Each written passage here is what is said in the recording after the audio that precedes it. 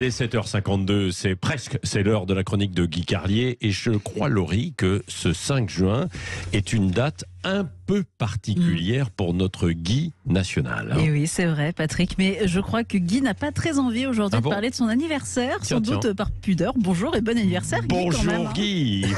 Bonjour Laurie, bonjour Patrick, bonjour à tous. Non, c'est parce qu'il y a dans l'actualité de ces derniers jours des infos bien plus importantes que mon anniversaire, même s'il est vrai qu'il y a des dates majeures dans la vie d'un homme, et le passage du cap de la quarantaine en est une. Et je vous mentirais si je vous disais que cette bascule dans la deuxième partie de ma vie est impressionnante. Mais je vous l'ai dit, il y a dans l'actualité des thèmes bien plus importants. Par exemple, ces derniers jours, on a assisté à un événement, concentrez-vous sur l'actualité, un événement d'une importance considérable qui va rebattre les cartes de la politique française. Je vais évidemment parler du congrès Refondation à Montpellier. Alors, c'est pas important ça?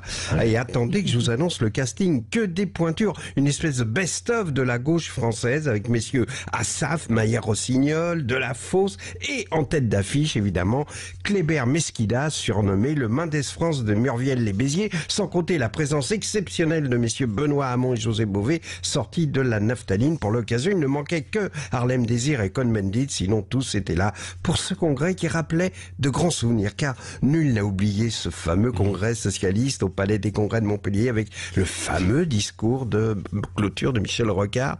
Bon, là, évidemment, le discours de clôture de Kléber Mesquida a rencontré moins d'écho que celui de Rocard, et compte tenu du statut groupusculaire de ce parti, Refondation, le Congrès a abandonné le Palais des Congrès pour un lieu moins ambitieux, à savoir la pizzeria Bambino sur la Rocade. Mais l'ordre du jour était ambitieux malgré tout, puisqu'il s'agissait, et là l'ordre du jour est authentique, il s'agissait tout simplement de mettre au point une stratégie gagnante pour la gauche républicaine, sociale et écologiste. Et qui dit stratégie gagnante dit évidemment Anne Hidalgo, la maire de Paris, était là et elle a pris par écrit des positions claires en notant sur le livre d'or de Bambino, la calzone est remarquable. C'est vous dire si elle a pris des risques. Alors en parlant d'Anne Hidalgo par association d'idées de femmes remarquables, évidemment on pense immédiatement à Mathilde Panot. Je voudrais revenir sur une interview de cette dernière par vous, Patrick.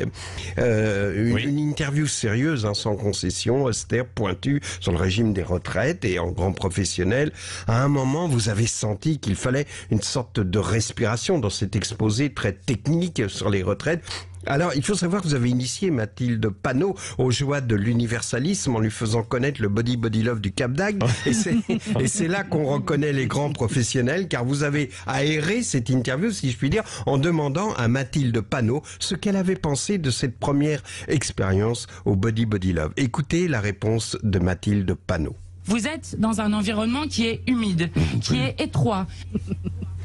Et oui, un environnement humide et étroit. Quelle belle évocation des week-ends de Patrick Roger. À cet instant, vous aviez les larmes aux yeux, Patrick. Malheureusement, si ça partait bien, vous avez très vite déchanté lorsque Mathilde Panot a enchaîné en mettant en cause l'hygiène du body love. Écoutez plutôt. Avec des gaz toxiques, avec des rats, avec des blattes.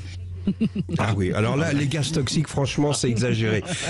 Bon, il faut savoir, d'accord, les gars, il faut savoir que Mathilde Panot est venue au body love le même jour qu'un groupe qui s'était arrêté en chemin à Castelnaudary pour déjeuner d'un cassoulet, mais ça n'a rien de toxique, le cassoulet. C'est des haricots de Mazères, du confit de canard, de l'oignon et un bouquet garni, que des bons produits. Quant aux rats et aux blattes, là, c'est de la diffamation pure et simple. Le body love fait l'objet de contrôles réguliers de la commission d'hygiène et les comptes rendus sont élogieux, car il souligne la propreté des lieux, désinfectés, javelisés, etc. Ça, dans les escaliers du body love, les marches ne sont pas glissantes. Bon, là, je pense qu'on est sur du haut niveau d'analyse politique. Vous comprenez pourquoi ce matin, je n'ai pas parlé de mon anniversaire. Non, je vais vous faire un aveu. Je n'ai pas parlé de mon anniversaire parce que c'est ce qu'on appelle la politesse du désespoir. Allez, bon anniversaire, mon Guy.